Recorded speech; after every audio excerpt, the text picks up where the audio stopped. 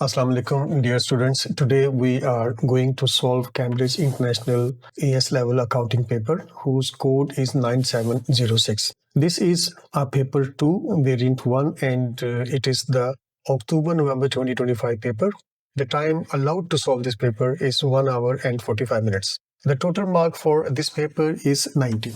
Question number 1 is written as follows. The following balances were extracted from the books of T PLC after the preparation of statement of profit or loss for the year ended 31 December 2024. Then after the balances, it is written as follows. Retained earnings include a draft profit figure of 104,800. However, it has been discovered that some errors had been made when preparing the statement of profit or loss. So we have a draft figure of 104,800 and below that there are 5 errors. On the next page it is written calculate the revised profit for the year ended 31 December 2024. So in order to calculate the revised profit, the draft profit prompt has already been given to us. In this box, you need to show your working, and it is possible that I may not use it because for the teaching purposes,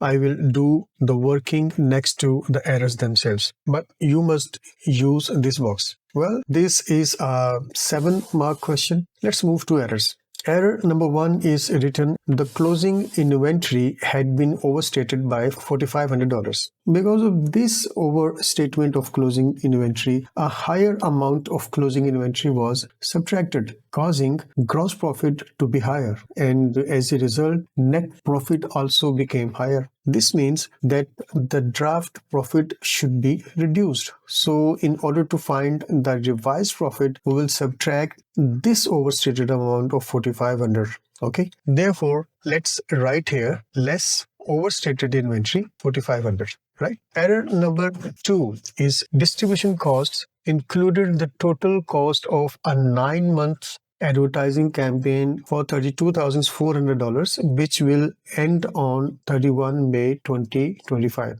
This means that these advertising expenses of 9 months related to the period up to 31 May of the next year. But according to the matching concept, only those expenses that belong to 2024 should have been shown in the income statement, and which amounted to 14,400. However, the error was that instead of showing 14,400, the entire 32,400 was recorded, resulting 18,000 as prepaid expenses. Okay, this means that an amount of 18,000 was subtracted in excess, which caused the draft profit to be understated. Therefore, to find the correct revised profit, we'll add back this amount that was mistakenly subtracted. So let's write here add prepaid advertising 18,000. Okay. Error number 3 is furniture and equipment had been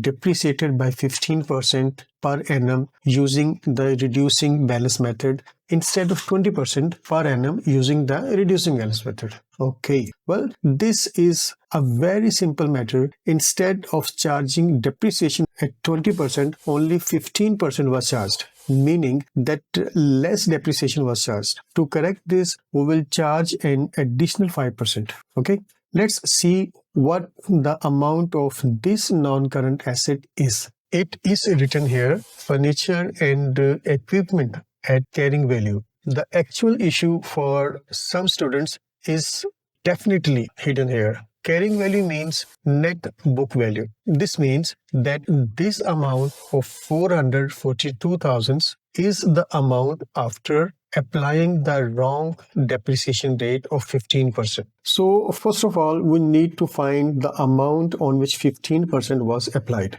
and then subtracted to arrive at 442,000. This amount is actually the 85% of the original amount. If we divide 442,000 by 85%, we get the actual original amount that was before depreciation. And this is the 520,000. Okay. Now applying 5% on this original amount actually gives us the depreciation of 26,000. And this is the amount that was not subtracted, which caused the draft profit to be overstated. Therefore, to find the correct revised profit, we will subtract this $26,000. So let's write here less depreciation of furniture and equipment, 26,000. Okay.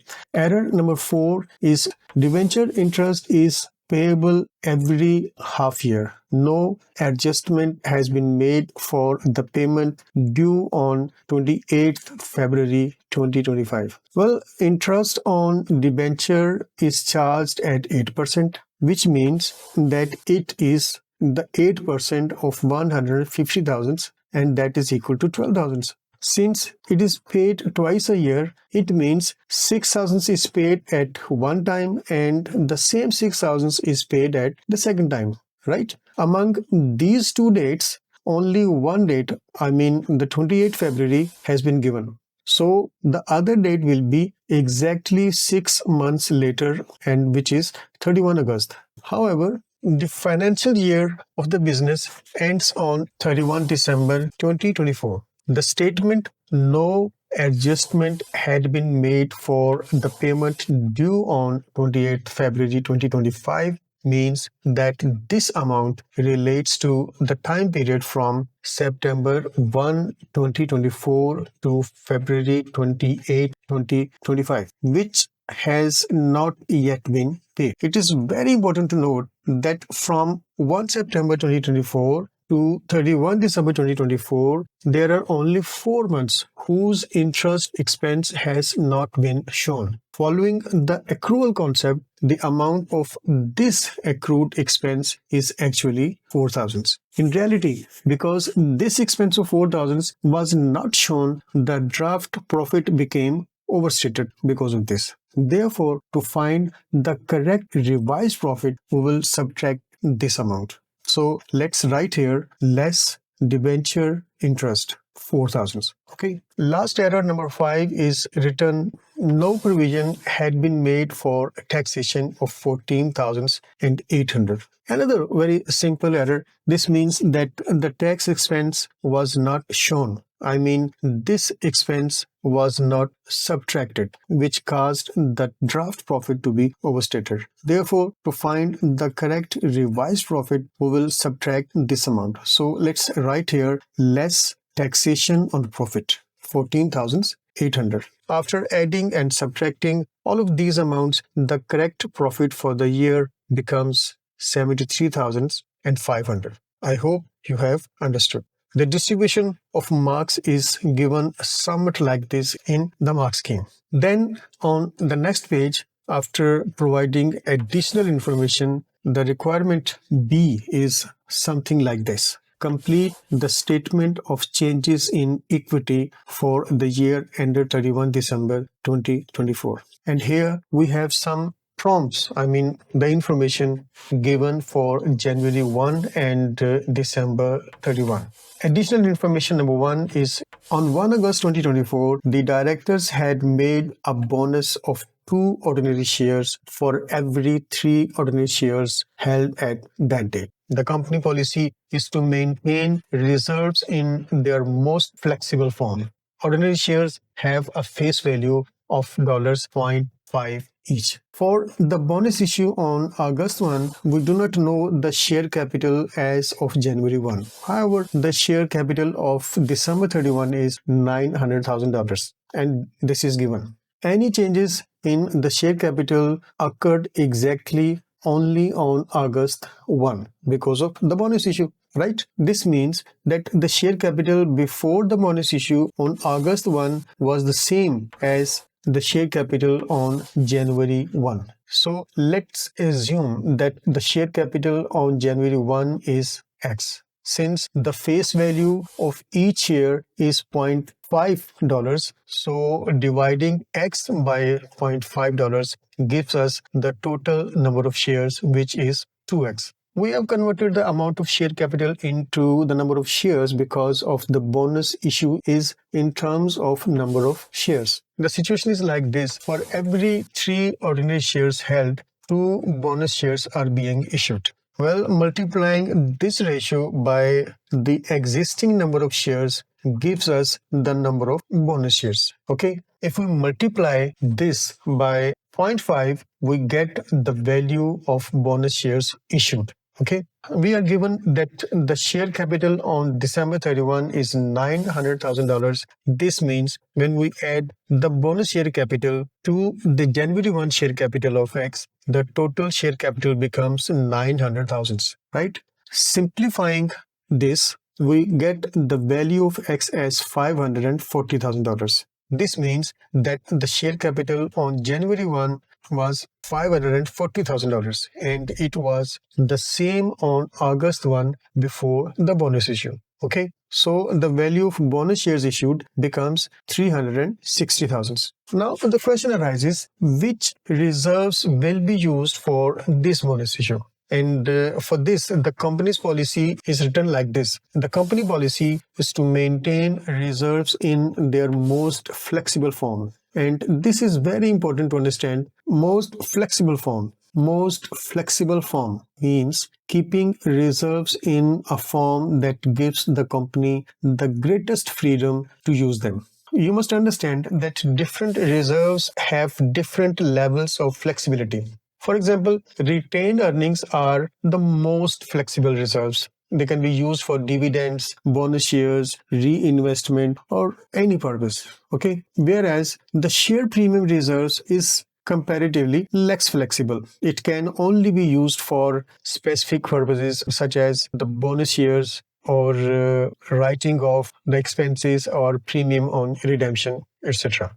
Okay. And as far as the revaluation reserves is concerned, it is the least flexible reserve. It is usually used for revaluation losses and sometimes for the bonus shares. Okay. Well, what does this policy means? When the company needs to use reserves, I mean, for example, for a bonus issue, which reserves should it use first? The least flexible first or the most flexible first?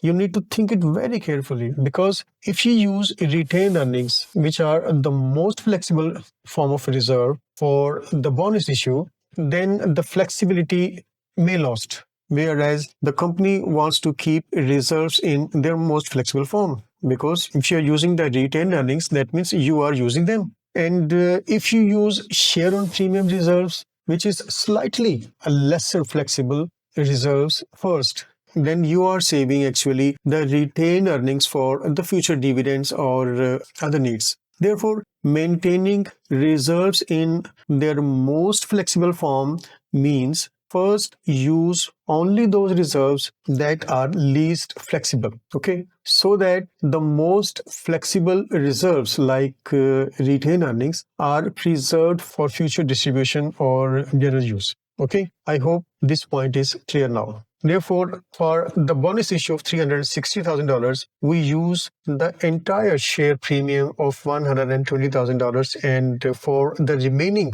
$240,000 of the bonus issue, we use the retained earnings. So the total for the bonus issue row becomes 0. Additional information number 2 is on 1 October 2024, the directors had paid a dividend of $0.03 per share on all shares in issue at this date. Since after the bonus issue on August 1, the share capital had become $900,000. So the dividend will be paid on this issued capital on October 1. The lesser flexible share premium reserves has already been exhausted. So for the dividend payment, we use the retained earnings. The total for the dividend row becomes negative. Okay. Additional information number 3 is written at 31 December 2024. The directors decided to revalue the property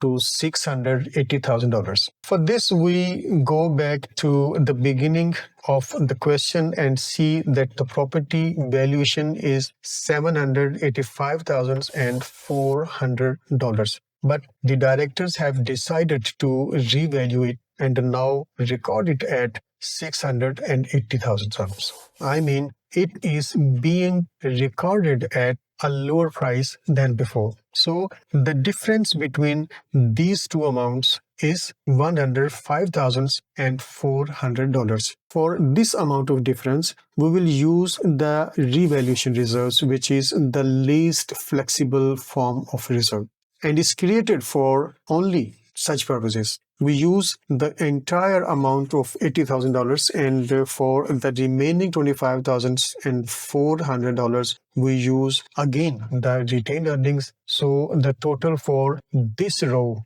becomes $105,400. All right, we have considered all the additional information. Oh, you need to hold on. A very important element of the statement of changes in equity was about to be missed, and that is profit for the year. We have calculated the correct revised profit, which is $73,500. We will add this to the retained earnings, and the total for this row is written as 73,500.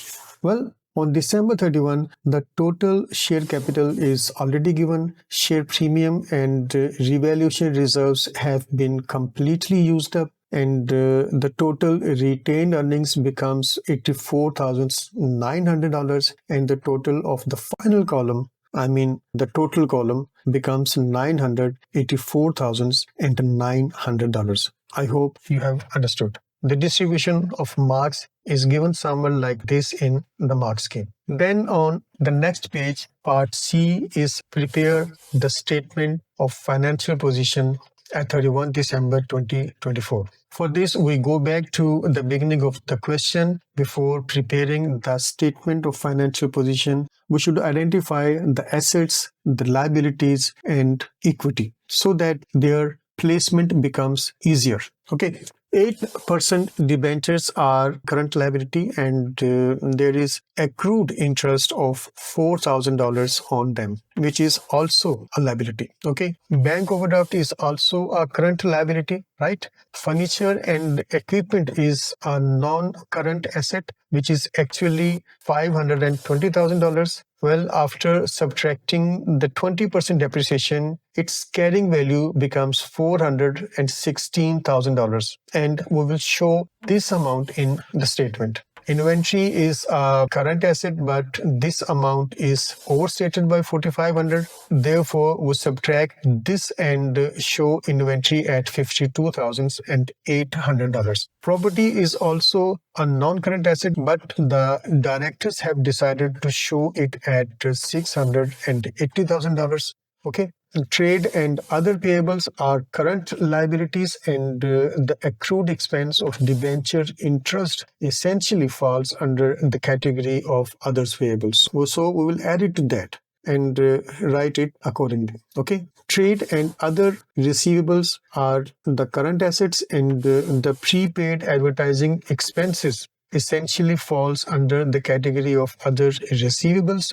So we will add it to that and write it accordingly. The taxation amount mentioned in the error number 5 is also a current liability. Additional information number 1 is essentially a part of the equity. After the bonus issue, the share capital became $900,000, and in any case, this is the amount of share capital given in the question as of December 31. Additional information number 2 has no concern with the statement of financial position for now, so we will ignore it. Share premium and revaluation reserves are completely exhausted, and whereas the retained earnings are also a part of equity. Okay, so let's quickly and correctly place all of these figures and amounts in the statement of financial position.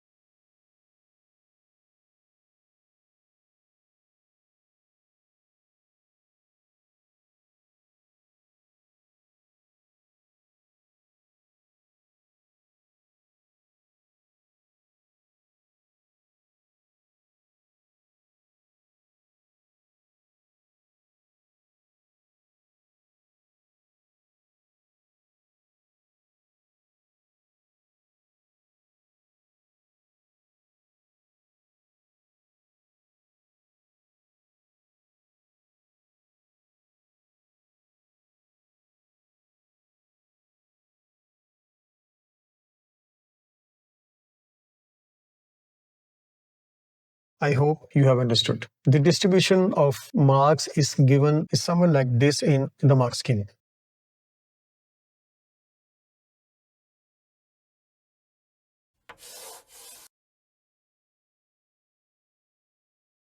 Then on the next page, additional information is as follows. The directors are considering two options of financing the redemption of debentures in 2025. Option A, make a new issue of 250,000 ordinary shares of $0.5 each at the premium of $0.1 per share. And the option B is written, make an issue of 8% debentures 2030. Then part D is advise the directors which option they should choose. Justify your choice by considering the advantages and disadvantages of both options. The background is something like this. The company has already 8% debentures with a value of $150,000. This means that these debentures will be redeemed in 2025. The company now needs to decide how to finance this redemption. Two options have been given. We consider option A share with a face value of $0.5 will be issued at a premium of $0.1 per share, meaning at $0.6 per share. So the total proceeds would be $150,000, which is exactly equal to the value of the debentures. Well, among its advantages, we can say that shares never have to be repaid, so there is no pressure of repayment on the company in the future. We can also say that the dividends on shares are not compulsory, so no fixed charges falls on the profit. And if we talk about the dividends, the company pays dividends only when there is a profit and the directors wish to do so. Otherwise, it may not pay. Furthermore, net assets will also increase because issuing shares increases the equity, which will be used to redeem the debentures. This will reduce liabilities and increase the net assets, which strengthens the balance sheet. Among its disadvantages, that the first thing is that there is no guarantee that people will buy the shares. Market conditions could also be bad. And assuming the shares are sold and definitely the new shareholders will come, so voting rights will be divided and the control of existing owners will decrease. And if we talk about the dividends, if the company has paid dividends before, shareholders will expect them in the future as well. Okay, otherwise they may become unsatisfied. Furthermore, this point cannot be ignored at all, that issuing shares involves legal, printing and advertising costs, and it takes time. So for option A, there is a maximum cap of 4 marks, so you can write more than one advantages and more than one disadvantage, but I advise you not to write more than 2 for each. And if we look at the option B, new 8% debentures will be issued, which will be redeemed in 2030. This means that old debt is being replaced with new debt, although the interest rate is the same at 8%. But the maturity has shifted from 2025 to 2030. That means an extra 5 years have been obtained. Among its advantages, the first advantage is that the debenture holders have no role in the company's decision making, so control remains the same. Another noteworthy point is that the debentures are temporary. The company can repay them in the future and become free from debt. Looking at the time period, the company gets 5 years for redemption, allowing ample time to plan for repayment. Among its disadvantages, a very important disadvantage is that the debenture will be redeemed. But issuing new debentures means the company will not become debt free.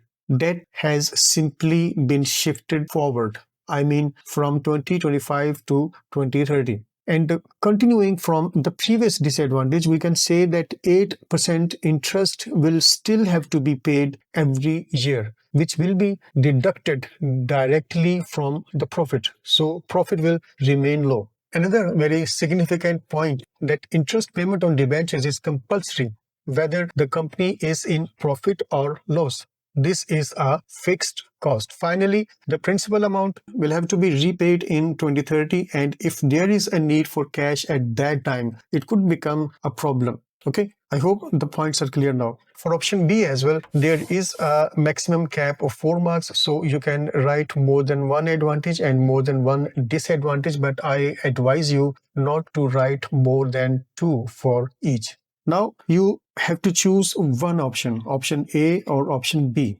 and give a reason in one line, such as option A is better because it avoids fixed interest burden and strengthens equity, right?